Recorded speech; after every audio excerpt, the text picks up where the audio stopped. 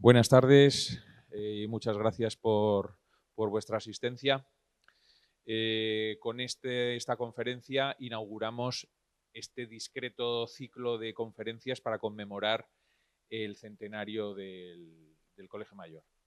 La verdad es que en el propio texto que figura detrás del tarjetón que hemos editado, yo comentaba que son muchos los ejes sobre los que se podría abordar la historia del Zerbuna. Nos hemos centrado en 5 de ellos porque, bueno, por darles la oportunidad a los que celebren el 125 aniversario de que todavía les queden temas por tratar, vamos a decirlo así. No sé, hay temas como el tema cultural, el tema teatral, no sé, muchos otros aspectos. Podríamos haber hecho una mesa de experiencias de dirección también con antiguos directores o con los que aún quedan vivos. Pero bueno, hemos preferido concretar en estas 5 conferencias. Queríamos comenzar precisamente con la infraestructura, con el colegio como edificio, ¿no? Este colegio no ha tenido una única ubicación, ¿no? Carlos y Fernando nos desvelarán cómo ha sido el devenir infraestructural del colegio y qué ubicaciones ha tenido. Como decía, os agradezco la presencia y agradezco también la presencia a aquellos que nos estén siguiendo a través de YouTube. Estamos grabando y retransmitiendo en directo esta conferencia, sobre todo porque hay también muchos antiguos colegiales que viven en la diáspora, fuera de Zaragoza, y a los que seguro les interesará este ciclo, ¿no?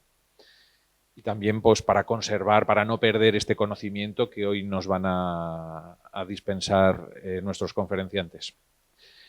Agradeceros también vuestra presencia aquí desde el primer momento, tanto Carlos, bueno, en un primer momento Carlos y posteriormente Fernando se prestaron muy gustosamente. Yo llevo pues casi 30 años en la universidad y para mí pues han sido unos de los referentes, ¿no? Lo que pasa es que ahora todos nuestros referentes universitarios nos están jubilando. Entonces, bueno, pues eso quiere decir que va pasando el tiempo y que les tenemos que ir sustituyendo también, ¿no? Y tenéis que disfrutar de vuestro merecido descanso. Voy a hacer una breve presentación, una breve semblanza de cada uno de ellos. Fernando Galindo, bueno, ambos han trabajado juntos en la Unidad Técnica de Construcciones. Fernando es arquitecto técnico en ejecución de obras y ha ejercido como arquitecto en la empresa privada en la construcción de proyectos de distinta índole, viviendas, departamentos técnicos también, ha estado en departamentos técnicos. Y en el año 91 entró en la universidad como arquitecto técnico de la UTC, en la que ha dirigido también multitud de obras en centros y espacios de toda la universidad, tanto reformas generales como intervenciones parciales. Y ha estado en la Unidad Técnica de Construcciones hasta 2022, o sea que le tenemos todavía fresco. Carlos González es ingeniero industrial en la especialidad de mecánica, aunque posteriormente se especializó en administración y dirección de empresas constructoras e inmobiliarias y en energías renovables y eficiencia energética. También es ingeniero ambiental y agente de la propiedad inmobiliaria. Y en la última etapa, que es sobre todo donde nos hemos conocido, ha sido el director de la Unidad Técnica de Construcciones y Energía. Esto es desde el año 86. Y cuando se incorporó lo hizo como ingeniero técnico del entonces denominado Secretariado de Construcciones y Mantenimiento, ¿no? Esas denominaciones casi decimonónicas de secretariado. Cultura sigue llamándose así, Secretariado de Actividades Culturales. Carlos, además, es una persona muy inquieta, culturalmente hablando. Ha sido miembro durante más de 2 décadas de la Sociedad Fotográfica Aragonesa, socio residente de la Real Sociedad Económica Aragonesa de Amigos del País, y también tratamos especialmente cuando estuvo de secretario de la Junta Directiva de la Sociedad Filarmónica de Zaragoza. Ahí yo he estado 22 años en el área de cultura y ahí tuvimos un trato más próximo por los temas culturales. Carlos tiene en su haber diversas publicaciones, pero la que precisamente le trae hoy aquí es un libro que editó la Universidad de Zaragoza, titulado La Universidad de Zaragoza, Arquitectura y Ciudad, del que son coautoras dos profesoras de Historia del Arte, Pilar Biel y Ascensión Hernández. Estos son 2 volúmenes a través de los que recorren, no sé si es la totalidad de los edificios de la universidad, ¿no? Yo recurrí primeramente, también por una cuestión de amistad, a Chon Hernández y a Pilar Biel, y ambas me redirigieron a Carlos, ¿no? Él específicamente es el que trató ese capítulo dedicado al Pedro Zerbuna. Así que, bueno, vamos a dar por inauguradas este ciclo de conferencias y espero que disfrutéis mucho de ellas. Muchas gracias por venir.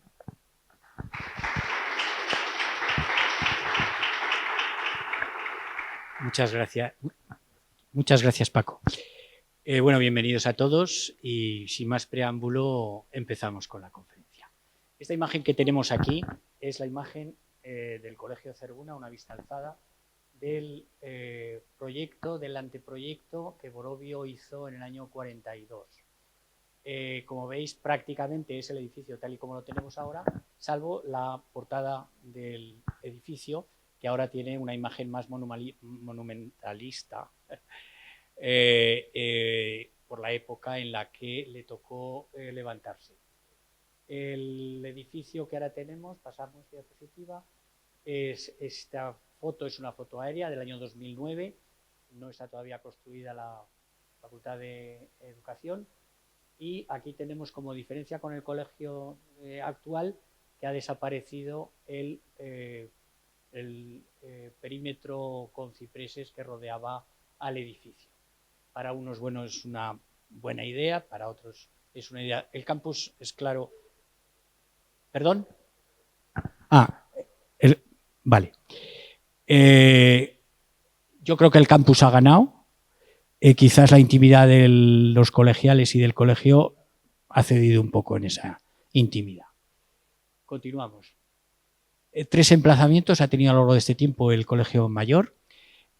Uno primero en Ruiseñores, en la Torre de Canti, desde el año 24 al año 36. Un segundo en Gran Vía Fernando el Católico, en el número 42 entonces, ahora es Fernando el Católico 2. Y uno tercero, que es el que nos ocupa en la ciudad universitaria, en la Cuba, en la ciudad universitaria de Aragón. Empezamos con el de Torre de Canti. ¿Qué antecedentes tenemos? Bueno, pues como antecedentes principales tenemos la idea y la filosofía de la post-Primera Guerra Mundial. España se adhiere con el Colegio Español, Colegio de España, en 1900, los años 30, con un magnífico proyecto de Modesto López Otero. La segunda segundo antecedente que tenemos es la residencia de estudiantes, famosa residencia de estudiantes, del cual no vamos a decir mucho, de Madrid, ¿no? Donde, bueno, pues allí se unen en un momento dado pues las principales glorias culturales del momento, ¿no? Pues, bueno, ya sabes, Buñuel, Pepín, García Lorca. Y el tercer lugar, yo creo que más importante, es el inicio de la Ciudad Universitaria de Madrid. Con muy poco tiempo de diferencia, había dado los pasos iniciales, los pasos iniciales para llevar a cabo la constitución del levantamiento de una ciudad universitaria. Ciudad universitaria que ya desde el regeneracionismo, el krausismo español, había pensado que la educación debe ser multimodal, es decir, todo conlleva y todo tiene que estar dentro de un mismo espacio, ¿no? Y conforme avanza el tiempo, se van creando espacios que sí que van conteniendo y contemplando pues que tengas colegios universitarios donde se practique deporte, esparcimiento, se estudie. Y ese es el origen de la ciudad universitaria del campus de Madrid. Pasamos. En Zaragoza ocurre que la literaria, la Universidad de la Magdalena, la Facultad de la Magdalena, el edificio de la Magdalena, perdón, El edificio de la Madalena está totalmente colapsado con las enseñanzas de filosofía y de derecho, más luego las escuelas anejas que hay allí. De tal manera que, bueno, pues esa presión hace de empezar a demandar que esto tiene que ampliarse por algún sitio, ¿no? Hay que o dejar el edificio y marcharse a un sitio más grande, o bien ampliar con un nuevo edificio. Tenemos como director del edificio, como director del colegio, de las actuaciones referentes a la creación del colegio universitario, a un profesor muy dinámico, a Miguel Ayue Salvador, que posteriormente sería alcalde de la ciudad. Aparte de profesor, es político, es un político perteneciente a la Unión Monárquica y bueno, lleva adelante todo el programa de necesidades que la Junta de Gobierno, a través de la comisión creada al efecto, va poniendo en conocimiento de la ciudad. La ubicación. Enseguida se ve que la mejor ubicación es en los terrenos que la universidad tiene en Ruiseñores 23.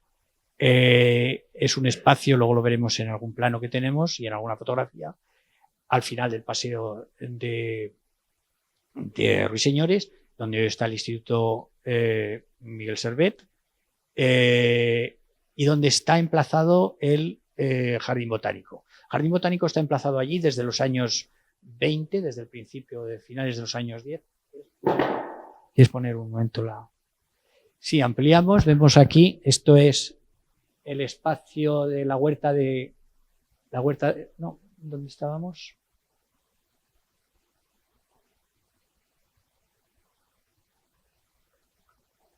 Bueno, si no lo hago sin ampliar. Vale, sí. Estos son los terrenos de la huerta, ese es el convento de Santa Catalina, y al lado ven una mancha grisácea. Bueno, esos son los terrenos del Jardín Botánico. Jardín Botánico que ocupa la universidad desde su creación por la sociedad. Sí, por la Sociedad Económica de Amigos del País, Comerciandía, que lo conforma a finales del siglo XIX, pero tiene una vida muy lánguida a partir de los sitios y es un terreno que va a utilizar la universidad para canjearlo, para permutarlo. Pasamos a la siguiente. Y allí vemos ya el desarrollo urbanístico de la plaza de los sitios y lo que desde la calle San Miguel hasta justamente la plaza de los sitios hay creación de nuevos inmuebles que hacen desaparecer el espacio, ¿no? Esto es 1908 con la Exposición Internacional Hispano-Francesa. Y en el año 1911 empieza la reconstrucción, la reurbanización de todo ese entorno. Pasamos. Los terrenos ya hemos hablado, estamos en tiempos del rector Jiménez Soler. El proyecto se le encarga a Teodoro Ríos. Teodoro Ríos es un arquitecto muy vinculado a la Iglesia, es arquitecto del Pilar desde 1919, él es licenciado en 1913 y tiene como obras más célebres en Zaragoza, el Heraldo de Aragón, el edificio del Heraldo de Independencia, el garaje Costa, que hoy está de moda porque se convierte, es una industria importante de la ciudad en aquel momento, y bueno, una serie de paseos Sagasta, tiene un par de edificios modernistas, etcétera, etcétera. ¿Qué alberga el edificio? Bueno, lo vamos a ver luego con los planos más detalladamente, pero aparte de lo que son instalaciones interiores en el edificio, pues cuenta en el exterior con un frontón para pelota, con un campo de tenis, con unas pistas de tenis, un campo de fútbol, una pista, luego se llamaría pista americana, pero todavía no tenemos, todavía no ha llegado la Segunda Guerra Mundial para convertir eso, y entonces es una pista pues de diferentes actividades. Y una piscina que se construye en 1931. Pasamos. En 1921 comienzan las obras y terminan en 1924. El edificio tiene 3 plantas, está en principio pensado para 75 plazas de estudiantes, pero nunca llegará a tener, pese a que pongo allí que son 75 en el año 28-29, ese es el año en el que luego veremos que el edificio se cierra durante un año. Y nunca va a tener todas las plazas que en principio tenía previsto. También es verdad que si podías aprovechar esas 75 plazas era a costa de algunos espacios que se utilizaban para lo que llama la revista Universidad para la servidumbre, ¿no? Porque había personal que vivía allí. El primer año son 42 los estudiantes que habitan, 50 en el 25. En el año 28-29, como he dicho, se cierra, pero probablemente porque el director, es director Miguel, no sé si he terminado de decirlo, Miguel López Ayué, después de impulsarlo, es el primer director del centro, con pues una actividad frenética, era un hombre muy valioso, con mucha iniciativa, pero es elegido alcalde de la ciudad en 1927, con lo cual hay un vacío en el colegio, y ese año 28-29 no hay actividad colegial. Vuelve otra vez con Carlos Riba el colegio a tomar su funcionamiento habitual, y en el año 36 el edificio, con el lanzamiento el 18 de julio, se cierra definitivamente el colegio. Primer director, seguimos. Las actividades desde el primer momento, eso tendremos algunos días, si no es ahora, algunas otras conferencias, yo no me he querido meter mucho, las actividades culturales que ha tenido desde el primer momento el colegio, tanto en actividades musicales como en actividades literarias, como en conferencias, proyecciones de cine, cuando en aquel momento sí era importante, no había muchas salas de cine y esto cubría de alguna manera un aspecto que la ciudad no tenía, ¿no? Hay una residencia, la residencia es un instituto oficial dependiente de la universidad. Esto tiene muchos efectos, hay un cambio estatutario y la idea es que con el decreto del 24 de agosto del 26 se dé un impulso importante. De hecho, en octubre de ese mismo año, es decir, 2 meses después, cambia lo que hasta entonces era simplemente lo que entonces se denominaba residencia de estudiantes, a, por primera vez, Colegio Mayor del fundador Pedro Cérvula. Pasamos. La inauguración del edificio tiene lugar con todo el voto del mundo justo hace, como se está celebrando, hace 100 años menos 2 días. Es decir, pasado mañana cumplirá esos 100 años. Viene el rey, no es algo habitual que el rey venga a inaugurar. Yo no lo he visto escrito en ningún lado, pero es muy probable que contribuyeran 2 cuestiones. Una, la afición personal del rey por todas las cuestiones universitarias. No olvidemos que el rey había proporcionado todos los terrenos de Moncloa para constituir la Universidad Complutense, respecto que aglutina las 5 universidades que había en Madrid en una sola universidad, y eso desarrolla el plan de la ciudad universitaria. Y es la universidad, y es el rey quien cede todos esos terrenos. Terrenos que, pues, imagínense, tenían un valor económico muy importante, ¿no? Eso por un lado. Y por otro, como les he dicho antes, Miguel López Ayué Miguel Ayué Salvador era el político de la Unión Monárquica, con lo cual tenía bastante acceso a los círculos políticos del entorno de la monarquía. Total, que el rey viene a inaugurar en el día de la universidad, que ese día, el día 26, el día de la Universidad Española, y viene a inaugurar este edificio. Perdona, vuelve un momento atrás.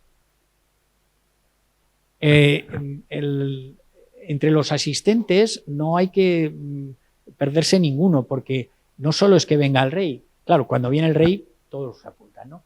Pero aquí tenemos al general Mayandía, que tiene su calle en Zaragoza, y que yo pues no sabía quién era el general Mayandía hasta que me metí en el asunto, ¿no? El general Mayandía es uno de los 8 miembros del directorio militar de Primo de Rivera, de la dictadura del 23-25, ¿no? Del primer bienio.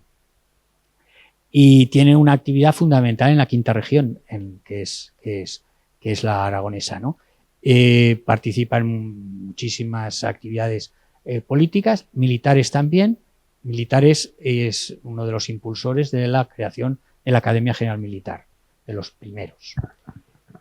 Con él viene el director general de Instrucción Pública, García de Leaniz, el caballerizo mayor, que va con el rey a todas partes, el alcalde, que es González Salazar, y da su conferencia magnífica el doctor don Domingo Miral, que posteriormente también será rector de la Universidad de Zaragoza. Pasamos.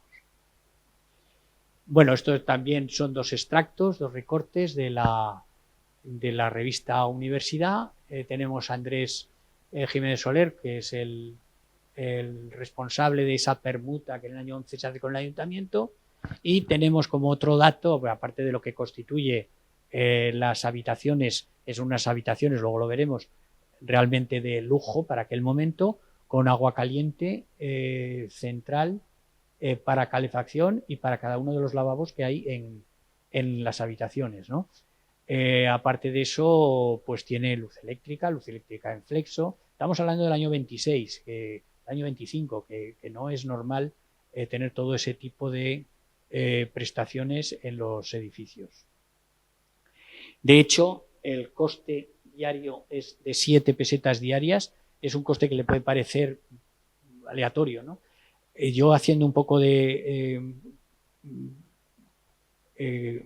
análisis de lo que significarían 7 pesetas diarias, es decir, 210 pesetas al mes, estamos hablando de que un obrero especializado en ese momento en España cobraba unos 100 euros al mes, y es decir, por debajo de lo que costaría el colegio mayor, y un catedrático estaríamos hablando en ese momento de unos 400 pesetas, ¿no? 400 pesetas al mes. Es decir, la mitad, más de la mitad del sueldo del catedrático se lo llevaría la estancia de un mes. A esas 7 pesetas habría que añadirle, si quería, otro tipo de servicios, lavandería privada, etcétera, etcétera, de lo que leía.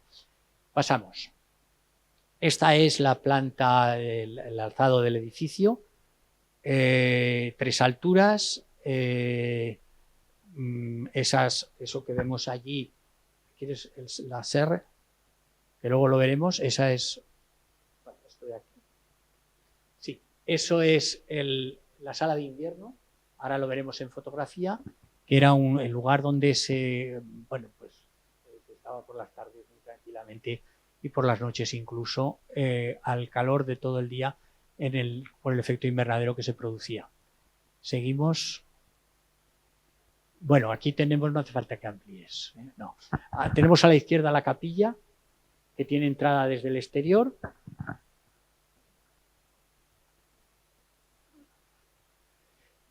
Y me marcas el acceso por donde se entra. El acceso se entra por allí a la sala de recepción, visitas, se podría pasar o bien al interior, a esa gran sala de actos que hay en el medio, que para que se hagan una idea, como sala de actos tiene, si recuerdan que esto tiene, no os lo he dicho, esto tiene 50 metros de largo por 10,50 de ancho. Eso, por lo tanto, eso tiene aproximadamente unos 50 metros de largo por unos 10, es decir, es una sala de 500 metros cuadrados. ¿De acuerdo? Es una sala diáfana para todo tipo de actividades, entre ellos las musicales, las tertulias, el cine, todo lo que en principio se realizaba allí. Pasamos. Esta es una planta donde tenemos en los dos extremos la biblioteca y el comedor. Para el comedor tenemos cocinas al lado y tenemos los servicios de cocina, y luego tenemos este espacio central con habitaciones. Pasamos. Vamos. Aquí tenemos prácticamente todas las habitaciones desde el margen hasta la izquierda, y allí tenemos espacio para el servicio, ¿no? Con dormitorios y con espacios de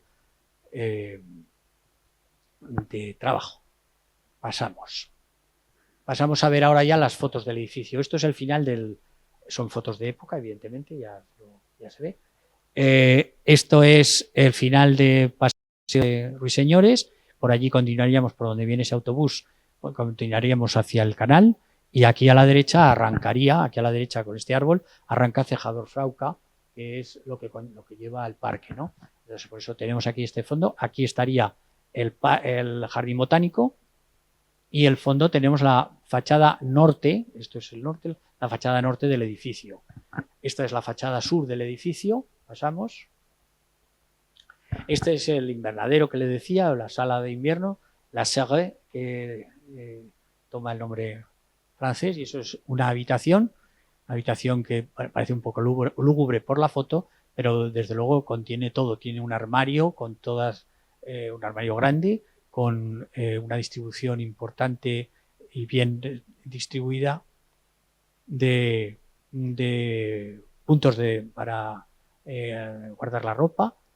Tiene lo que ya hemos dicho, el lavabo con agua caliente y agua fría, una mesa con 2 sillas, un flexo, luz eléctrica y, bueno, como estamos en un estado confesional en aquel momento, un crucifijo de grandes dimensiones. Pasamos la biblioteca y el comedor, seguimos. Y la piscina, una piscina que no es una piscina olímpica porque no tiene los 25 metros, pero tiene 20 metros de largo, 20 metros de largo por 10 de ancho. Es una señora piscina como para poder hacer natación sin problema. Y ahí tenemos las pistas, la pista gimnástica, y ahí se adivina una pista de tenis. Y con esto yo creo que hemos dado una versemblanza al edificio, nos quedaba el ambiente tan magnífico que se produce en el edificio con el recinto, con el jardín botánico, ¿no? Con un espacio realmente relevante. Eso que vemos al fondo es la serre que hemos nombrado. Y aquí a la derecha la verja lo separa del paseo de Ruiseñores. Ahora sí que vamos a la siguiente parte. El edificio, como hemos dicho, queda sin vida a partir de 1936 y en el primer momento busca la universidad una situación transitoria hasta que la promesa de construcción de un nuevo edificio se manifiesta. Este bloque de viviendas que vemos aquí en el centro corresponde a lo que hoy sería Gran Vía 2, 4, 6, 8, 10 y 12 y Baltasar Gracián 1, 3, 5, 7, 9 y 11 y 13. En total son unos 6.500 metros cuadrados construidos, son 6.500 metros cuadrados en los 2 primeros bloques y multiplicamos por las 6 serían 36.000 metros cuadrados construidos. De los 2 primeros bloques la universidad va a alquilar un tercio prácticamente del edificio, la planta entresuelo y las plantas primera, segunda y tercera. El edificio no tiene división horizontal, es decir, todo el edificio es finca única, es propiedad y la promoción es de Antonio Barbani. Y Antonio Barbani, que les diré que ha mantenido la familia Barbani la propiedad del inmueble en las mismas condiciones hasta hace relativamente poco y no sé si ya la ha cambiado o no. De hecho, la universidad ha mantenido el piso de la FEUD y el piso de la OTRI en ese edificio hasta hace uno hasta hace unos 15 años y el otro hasta hace unos 10 años. ¿De acuerdo? O sea, en las mismas condiciones de alquiler, un alquiler que se ha ido renovando económicamente muy poco, es decir, era una gran tenía mucho interés para la universidad mantener ese piso. Pasa, por favor. Esto es la calidad de la edificación del inmueble, es pues de primera calidad, de primera magnitud. De hecho, el ayuntamiento lo tiene calificado como de interés arquitectónico en grado B. Es el edificio, el proyectista del edificio es Miguel Ángel Navarro.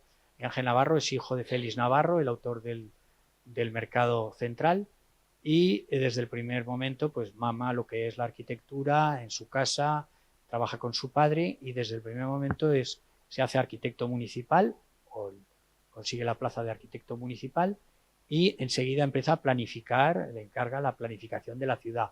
Y le encarga la planificación de la ciudad justamente de lo que es el entorno de lo que puede ser el camino, la Gran Vía desde el Paraninfo, desde el edificio de la Facultad de Medicina y Ciencias hasta la Feria de Muestras, ¿no? Hasta el Parque Grande, que también es obra suya la concepción del Paseo de San Sebastián.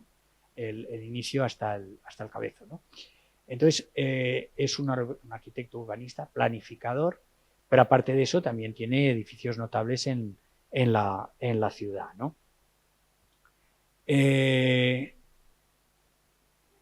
Pasamos a la siguiente. La ubicación ya hemos dicho dónde está, son las 4 plantas.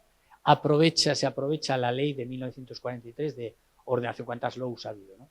Esta es ley de ordenación de la universidad de 1943, con el impulso a la creación o relanzamiento de colegios mayores. Ahí es donde la universidad se acoge y rápidamente dice: yo tengo aquí y esto para mí.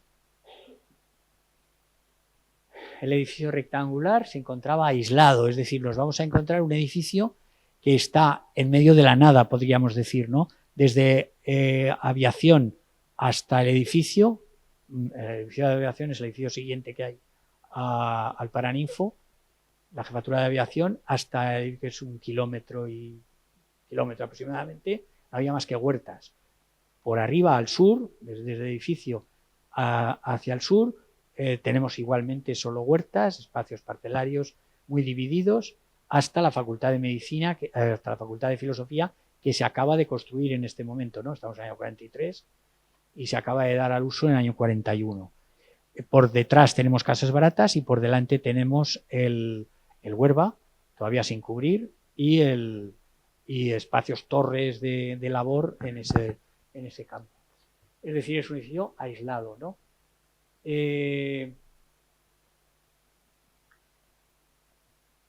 Miguel Ángel Navarro, ya hemos hablado de él, tampoco vamos a entrar más adelante, es un arquitecto. Nacen los dos, tanto Teodoro Ríos como Miguel Ángel Navarro, nacen en 1883 uno y 1887, que es decir, son arquitectos relativamente jóvenes cuando estamos trabajando aquí. Seguimos, fíjate, ya lo hemos dicho, seguimos. Bueno, en el entresuelo la casa era con ascensor, tenía ascensor desde el primer momento, y tenemos abajo, en la planta baja, el cine Gran Vía, ahora Bingo, creo que es Bingo, no sé qué se llama. Pero vamos, el cine Gran Vía, famoso cine Gran Vía, por lo menos para los que son de mi edad. En el entresuelo se entraba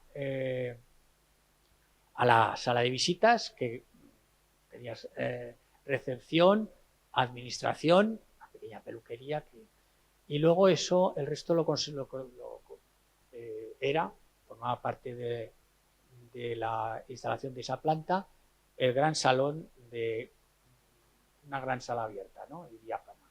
En esa sala pues se hacía de todo, es decir, tanto tertulias musicales, tertulias literarias, proyección de cine, era comedor también, comedor cuando hacía falta, porque si no había espacios repartidos en el edificio para comer en los flancos, luego veremos un momento.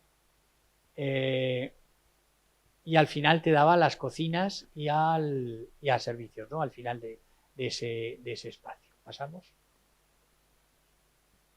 Los pisos alzados, que son los primero, segundo y tercero. En la planta primera y segunda tenemos fundamentalmente los dormitorios de alojamiento. Esos dormitorios no tienen obra.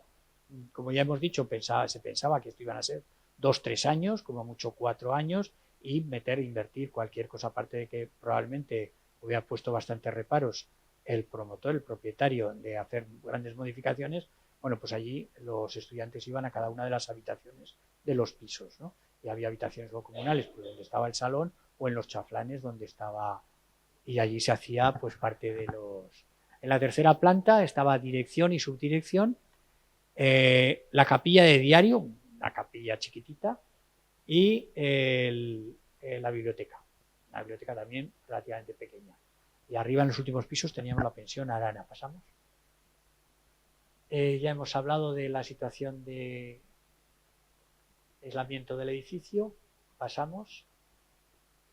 El director Fernando Solano, desde luego una persona también de una iniciativa tremenda, y a la tertulia literaria, que la impulsa grandemente, acuden personales tan notables como, esto es por poner un ejemplo de uno de los años, de Gerardo Diego, de Carmen Conde, de José María Pemán, a zaragozano aragonés de Eugenio Frutos, teatro y radio en combinación con Radio Zaragoza, y para darnos idea de lo que tenía de interés para el colegio la música, se crea un coro al que se adscriben 60 de los 100 colegiales que hay.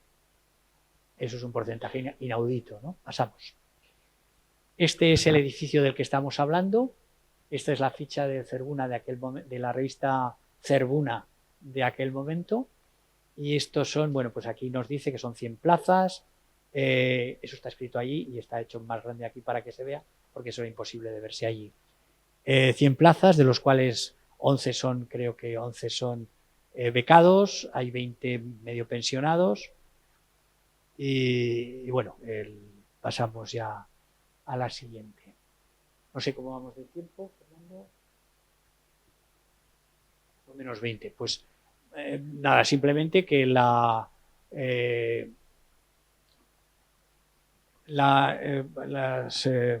residencias femeninas, las residencias de estudiantes femeninas nacen en la institución teresiana en 1922. Dan el salto a Independencia 10, de Independencia 10 pasan a lo que han dejado en el año 49-50 en el piso de Baltasar Gracián, que acabamos de hablar, y Gran Vía, y de ahí darán el salto en el año 72 al nuevo edificio que está en el campus y que en este momento está cerrado por cuestiones de obras. Y pasamos ya al tercer edificio, al que nos ocupa. Los antecedentes son las universidades centrales de Roma y Madrid. Hay un movimiento en la ciudad nuevamente, antes hablaba en el año 20, ahora es en el año 30, donde vuelve a haber una necesidad imperiosa de expandirse. En la literaria no se cabe y entonces Juan Moneva, que era una persona muy difícil, no sé llamar de época, pero bueno, una persona con un verbo muy fino y acerado, ponía enseguida el punto en el asador, ¿no?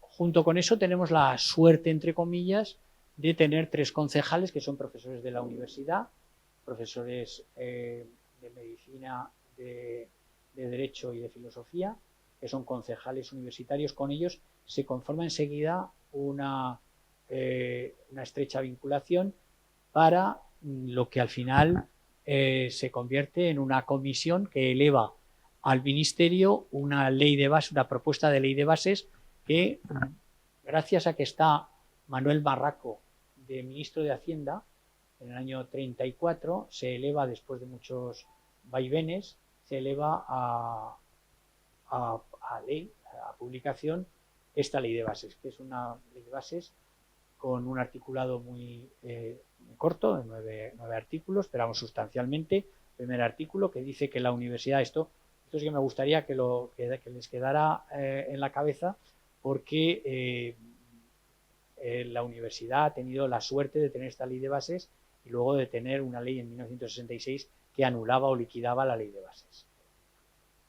Los edificios que se ceden son, que la prestación de la universidad es que cede los edificios en la antigua Facultad de Medicina y Ciencias, de la Literaria, es decir, de la Madalena, y la Torre de Cantí. Esos 3 edificios se los cede, son cesión de la universidad al ayuntamiento. ¿Por qué? Porque si tú vas a crear una universidad ya no necesitas tener centros dispersos en la ciudad. No, esos centros llévatelos a la universidad. Y de hecho, ahora veremos que en el plan director estaban esos edificios previstos para su creación en el campus de la Plaza de San Francisco.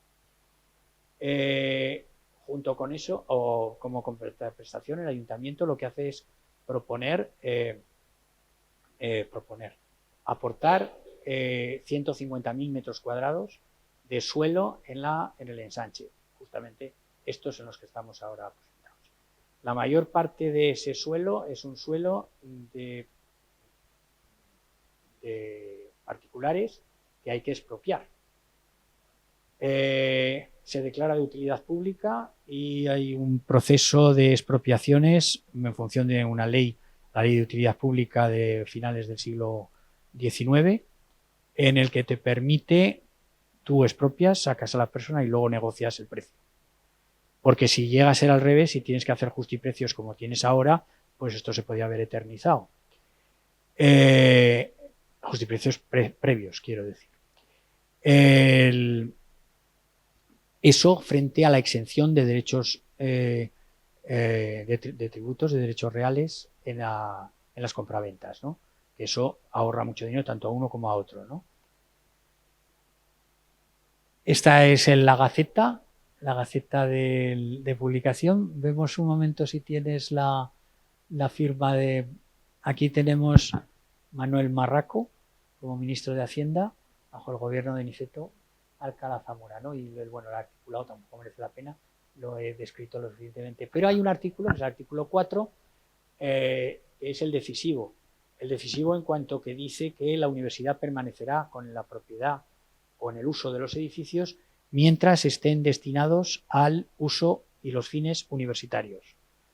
De ahí que la Madalena, cuando Ciencias y Derecho, cuando Filosofía y Derecho se trasladan al campus de la Plaza San Francisco, al campus de la Universitario de Aragón, el edificio de la Madalena se cede en cumplimiento de la ley de bases.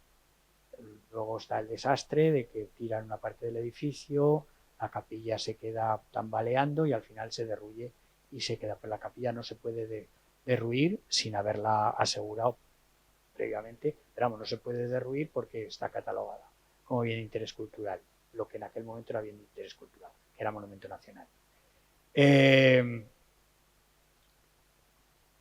El edificio de la Torre de Canti ya no está en uso desde el año 36 y por tanto eso se le cede al ayuntamiento libremente, pero el edificio de la antigua Facultad de Medicina y Ciencias va a permanecer hasta que se trasladaran Ciencias y Medicina al campus al campus universitario de Aragón, al CUA, a la ciudad universitaria.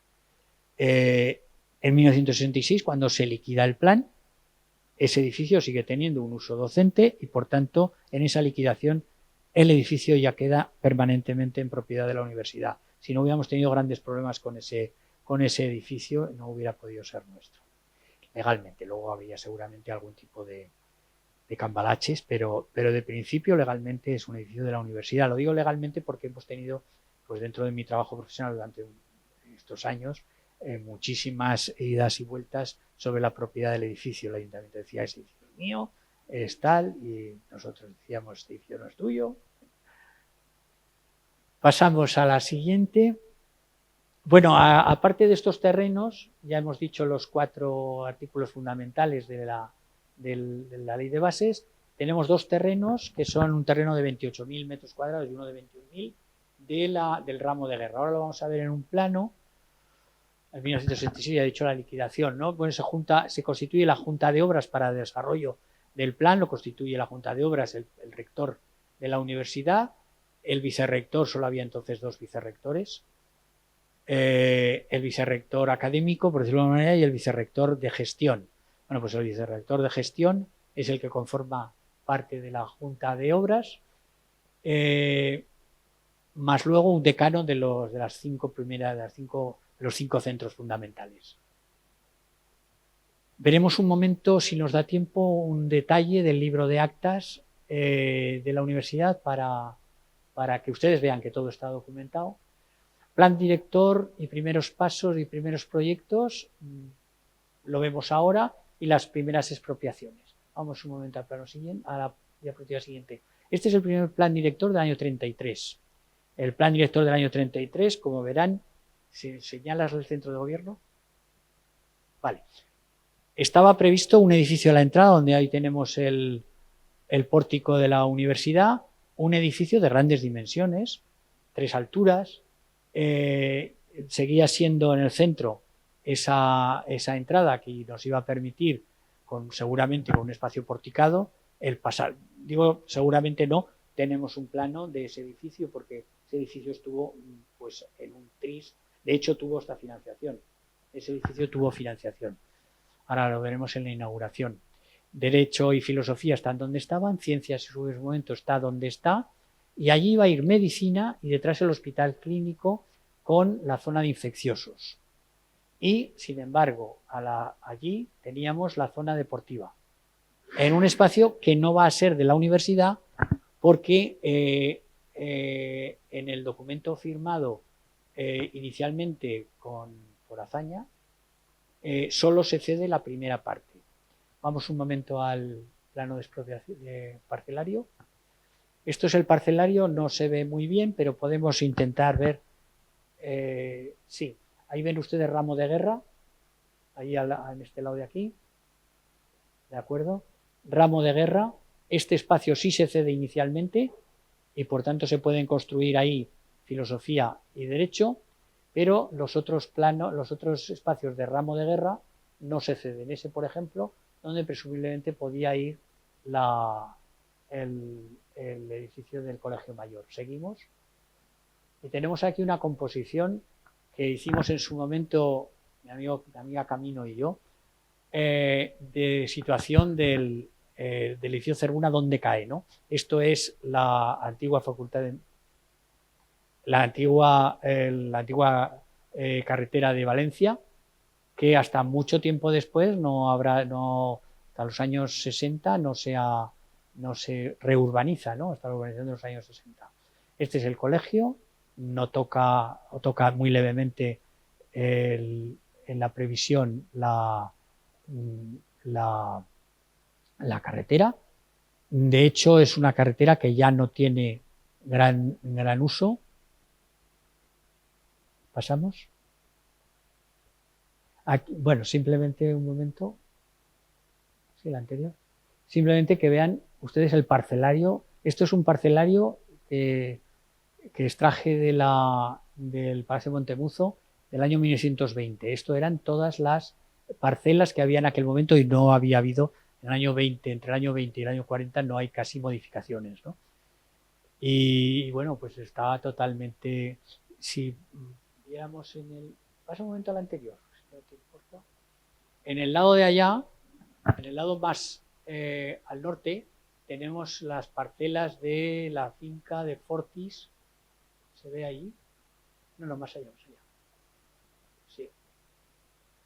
Bueno, que estas son las últimas parcelas, que para que se hagan una idea, son la expropiación de esas parcelas no se puede realizar porque ya se ha acabado en 1966 y se compran. Son las últimas parcelas, aparte de las de medicina, que ya no vamos a hablar de ella, pero las parcelas de medicina que utiliza hoy la Facultad de Medicina y el Hospital Clínico son parcelas que se ceden temporalmente en el año 72 para poder construir, pero que se realiza la mutación, porque se hace por mutación, en los años 90. O sea, este campus ha tenido una vida larga hasta que se constituye. De hecho, les puedo decir que hace 2 meses se cerró la inmatriculación de este campus como propiedad de la Universidad de Zaragoza. Hace 2 meses, después de 5 o 6 años de peleas jurídicas. Pasamos, ahora sí. El edificio es un edificio que se hace por lo que llamamos modelo de administración, es decir, hay un contratista principal, que es el que se encarga y primero se contrata la cimentación, la estructura, los cerramientos exteriores e interiores y la cubierta, es decir, lo que podemos considerar la obra civil. Y eso vale 4.083.000. Esto lo hemos visto en algún sitio como que es todo el proyecto y no es verdad. Este no es el valor del proyecto, no es el valor del coste, es el valor de Julio, el valor que se le paga a Julio Pogar. Los arquitectos, bueno, ya lo he dicho, son Regino Borovio y José Beltrán, ¿no? Vamos a ir un momento a la primera piedra para ver el 27 de julio del 23. Es una primera piedra muy curiosa. Una primera piedra del edificio en el año 43, donde es primera piedra para 3 edificios. No sé si merece la pena verlo, yo se lo digo de todas maneras. En primer lugar, para la Casa de Gobierno, que lo ven por ahí, la Casa de Gobierno, para el Colegio Mayor, que lo ven por ahí, y para el Hospital Clínico de la Universidad. Todo ello tiene su primera piedra, es decir, todo parecía que iba a empezar ya. Ocurre el ministro Turolense Ibáñez Martín, que durante esos años estuvo aquí en Zaragoza para inaugurar cosas, junto con pues las fuerzas vivas de la ciudad. Pasamos porque vamos un poco retrasados.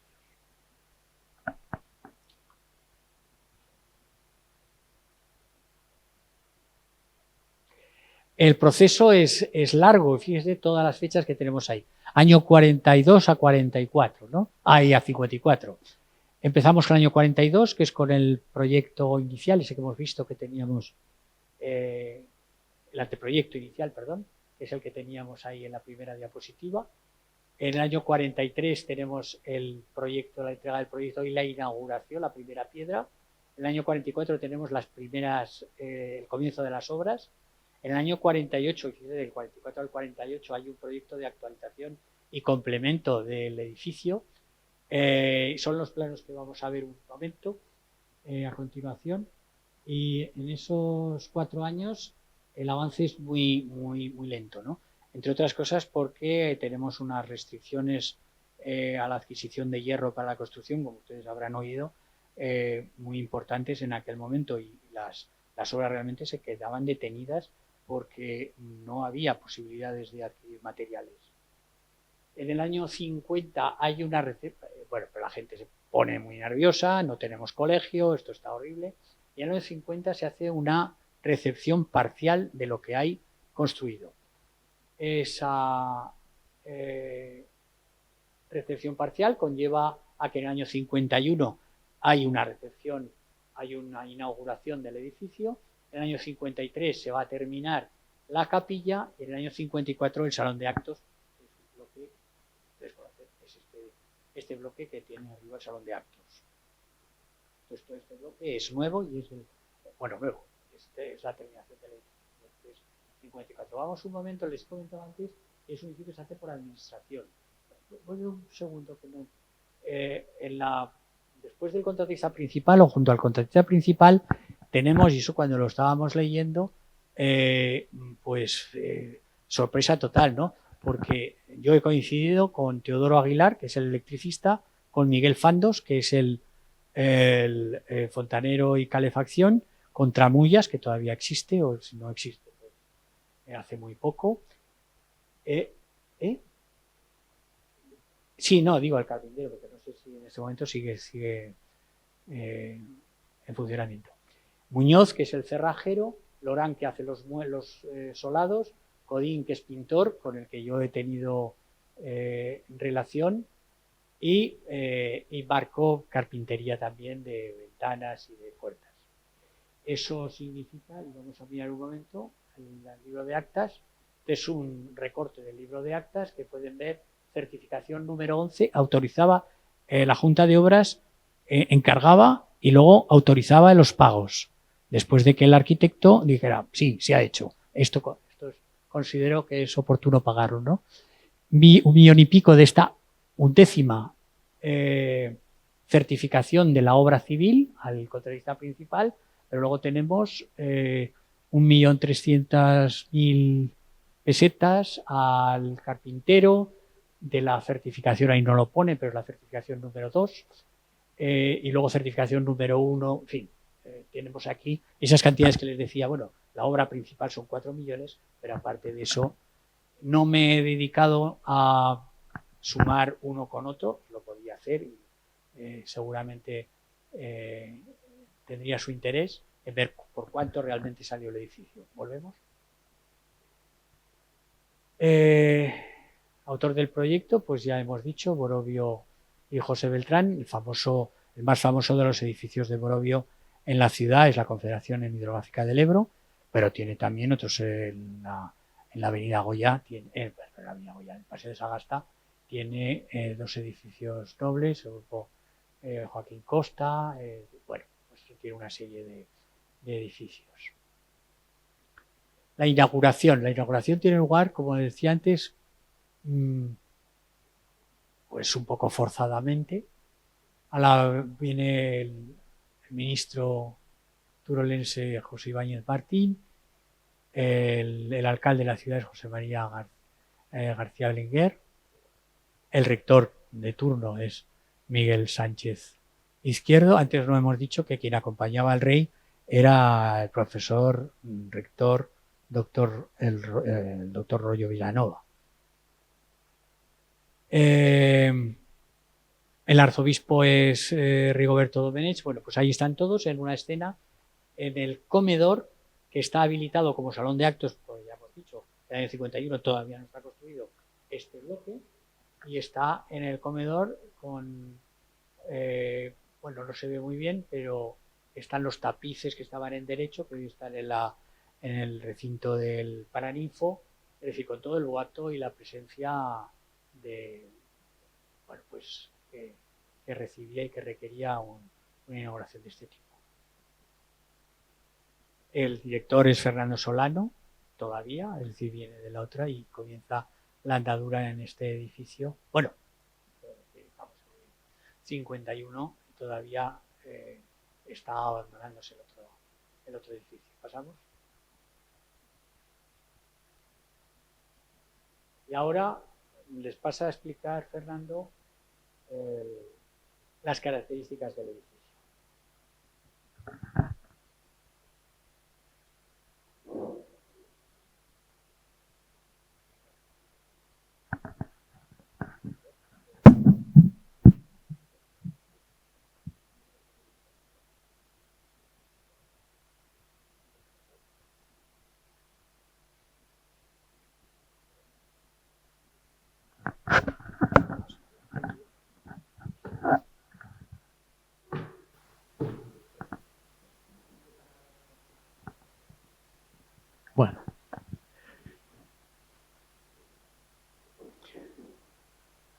Bueno, ahora vamos a ver las características de este edificio, un poco más en cuanto a estilo y construcción.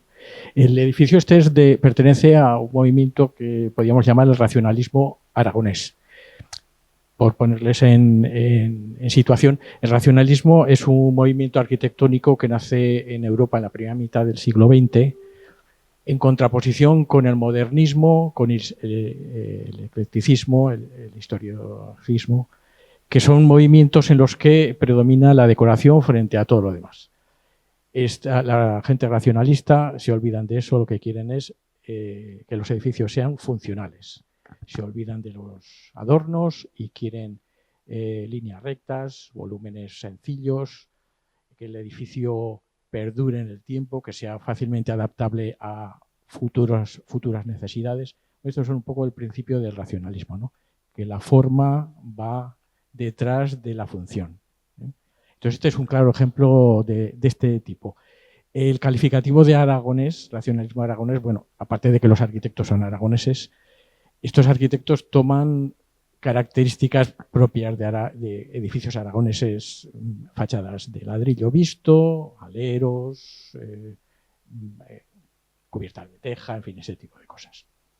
Entonces aquí esto es lo que tenemos, un sistema compositivo, que es el del edificio, pues sencillo, bloques prismáticos, cuajados de paños de ladrillo caravista,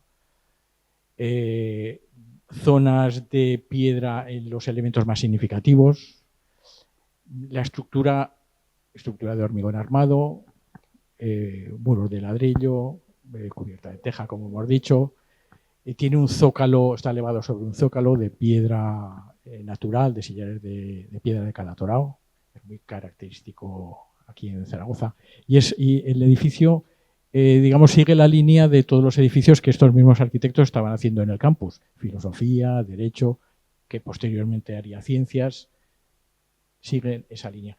Y la línea de, como ha mencionado antes Carlos, de los edificios racionalistas de estos arquitectos, la Confederación Hidrográfica. La característica de estos edificios, como digo, es que se adaptan a las funciones, al uso del edificio. Entonces, bueno, la estructura pues la estructura se adapta al uso que tiene. En la zona de las habitaciones, pues bueno, se desarrollan estructura de pórtico lineal de 3 huecos, el central coincide con el pasillo, las laterales dan a las habitaciones, conforman las habitaciones, y el resto de salones, pues como este que estamos, ya se adaptan a mayores espacios, pórticos de mayores luces, separación de forjados mayores, etc. Las fachadas repiten el mismo tamaño de ventanas, son muy modulares. Todo ello, pues bueno, da sensación a los edificios de solidez, de funcionalidad. Ese es un poco el tema. Pasa a la siguiente. Como concesión a la estética, lo único que se permite en este edificio es en la galería que hay, la galería porticada que hay en la fachada principal. Una galería de 2 plantas de altura, de 3 vanos, que es la planta primera y segunda, con una parte inferior a modo de zócalo de piedra clara, posiblemente es piedra de Albortón, piedra caliza del Albortón. Es la única cosa, digamos, que se salen de la utilidad pura y dura. En términos de uso, hay 3 zonas. Pasa a la siguiente. Hay 3 zonas muy claras. La zona noble, que es donde estamos, antigua capilla, salón de actos, vestíbulo de entrada. La zona de servicios, que son zonas comunes, cocina, almacenes y demás. Y la zona de alojamientos, donde se distribuyen casi todas o todas las habitaciones. Si la zona de alojamientos tiene forma de C, como vemos, hace un patio central abierto en el centro, ahora un patio que merece la pena disfrutarse. Si vemos los usos que han ido teniendo, sobre todo los que empezó teniendo, podemos hacernos idea de cómo era la vida de los colegiales en aquel momento, cómo ha cambiado o cómo no ha cambiado, ¿no? Pasa a la siguiente. Lo primero, el edificio tiene un sótano, un semisótano, planta baja y 3 en su mayor desarrollo. En el sótano, me parece que es lo más curioso del edificio, tiene un refugio antiaéreo. Ahora eso nos suena a rarísimo, al menos hasta ahora. En aquellos momentos hay que tener en cuenta que el edificio, cuando se diseñó, hacía 4 años que había acabado la guerra civil, la guerra mundial seguía librándose en Europa, era otra mentalidad. El gobierno del 1943 al 44 tuvo una normativa que obligaba que a los edificios vivideros, con viviendas, tuvieran su refugio antiaéreo. Duró poco la norma, entiendo que se dieron cuenta de que no había tanto peligro, pero a este edificio le pilló de plano, vamos. Cuando se pidió licencia, hacía falta tenerlo y lo tuvo. Como se ve, va recorriendo lo que ahora es el pasillo, en la vertical del pasillo, y recorre desde la escalera que da a las zonas de apartamentos o de viviendas hasta la parte contraria. Tenía aseos. Vuelve a la anterior. Eso es. Tenía aseos, se han perdido, y ahora está, bueno, es un conducto de instalaciones. Afortunadamente nunca se ha usado. Tenía buena capacidad, yo calculo que 350 personas cabían bien. Yo creo que es lo más curioso. Luego, en la parte izquierda del plano este, que es el semisótano, yo creo que lo más curioso que podíamos mencionar es que hay una serie de habitaciones para el personal que trabajaba en el centro. El personal de servicio vivía aquí. Tenía sus habitaciones, 24 plazas, hemos contado, o sea, había 24 personas que vivían aquí. Amén de el director, subdirector y demás cargos, ¿no? Eso ya iremos viendo. El resto de la planta, bueno, prácticamente es igual, que hay una zona de ping-pong, billar, que ahora es donde está el gimnasio. El resto son almacenes, que ahora yo creo que son cuartos de instalaciones. La lavandería sigue igual y la zona de sala de calderas pues también. Pasa a la planta baja. Luego en la planta baja, que podemos mencionar, el salón de la sala de estar, que no ha cambiado, el comedor que no ha cambiado prácticamente, solo que se redujo en algún momento, en los años 70 creo, se redujo el tamaño, la cocina se redujo también y entonces está un poco más hacia arriba, pero vamos, esencialmente está ahí. La zona de administración, dirección sigue igual y bueno, aquí sí que hay unos cuartos, llamémosle curiosos. Había un cuarto dedicado a Acción Católica, el movimiento entonces era muy corriente, pues, creo que sigue existiendo, un club deportivo, había una peluquería, nunca puede faltar en un buen internado una peluquería, en más de aquellos años, y otro sitio curioso que era un club político, no era un club de debate, era un club político. El resto eran habitaciones de una plaza, que son iguales que las que hay ahora, tal cual, o de 3 plazas. Las de 3 plazas estaban unidas a una batería de lavabos y duchas. Solo hay de 3 plazas, solo hay en esta planta. El resto ya veremos que solo son de una plaza. Y luego, en el extremo derecho, inferior derecho, hay, en todas las plantas siempre hay viviendas. En esta planta hay 3 viviendas, se notan. Esta y una que sube hasta aquí. Estas 2 siguen estando, y las otras ya se han ido perdiendo. Pasa a la planta segunda. En la planta segunda, en el bloque el que estamos, es el salón de actos, todo el mundo conoce. En la zona de servicios estaba la biblioteca, donde ahora está la cafetería. Bueno, importante que haya una cafetería, por supuesto. Las aulas, como ahora también hay aulas, etcétera. Había una zona donde ahora son los apartamentos, los que conozcan el edificio, que siguen en aquel momento también eran apartamentos que denominaban zona visitantes de honor. Imagino que eran profesores itinerantes o invitados o lo que fuera.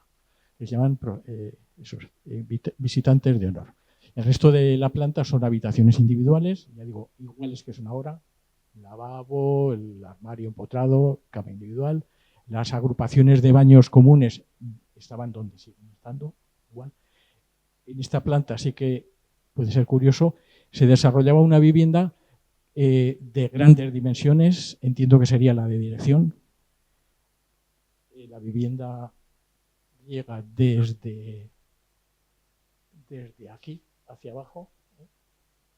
Creo que he contado 7 habitaciones, 7 dormitorios, salón, estar, zona de servicio. Entiendo que sería la vivienda del director. La universidad tendría buena consideración a los directores entonces. Eso está claro. Ahora, por supuesto, eso ha desaparecido, son habitaciones normales, apartamentos, etc. Pasa a la siguiente. La siguiente, bueno, aquí se ve la zona noble, llamemos el graderío del salón de actos, el resto son todo habitaciones individuales con una vivienda en el extremo. Y la siguiente planta es igual, pasa a la siguiente, igual, y lo único que cambia es en el extremo extremo superior izquierdo, que hay una enfermería en condiciones, con sus 4 habitaciones para enfermos alojados allí, su cuarto de médicos, su botiquín, su baño, office, tal.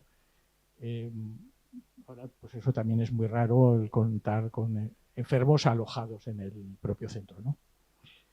Y eso en cuanto a las distribuciones, yo creo que esto es lo más curioso. Por supuesto, había una vivienda en el fondo. Pasa ya. En total había 244 plazas para colegiales, 6 viviendas y 4 apartamentos. Aquí lo que vemos son unas plantas del edificio del 1948, firmados por Borovio y Beltrán.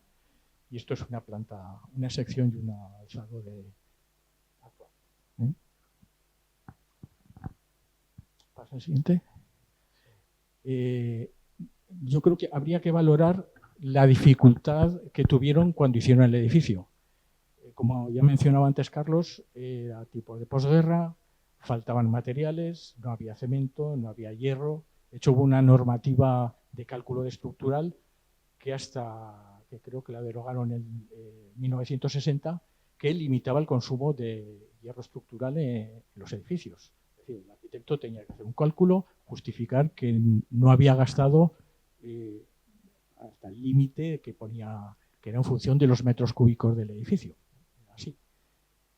Bueno, pues a pesar de eso, y además con lo que ha comentado Carlos, que había cupo para cemento, cupo para hierro, se solicitaban las cantidades, tantos perfiles de tal tipo, tantos de otro, y se le concedía y se suministraba si había suerte o no.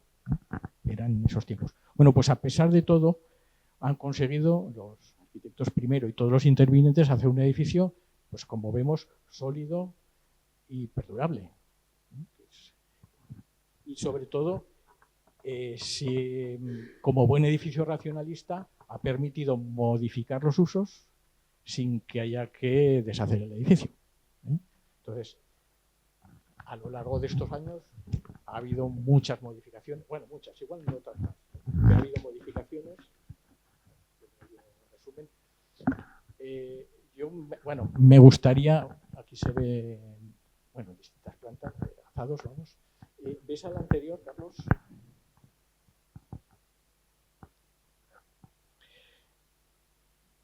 Esto es una espina que tengo.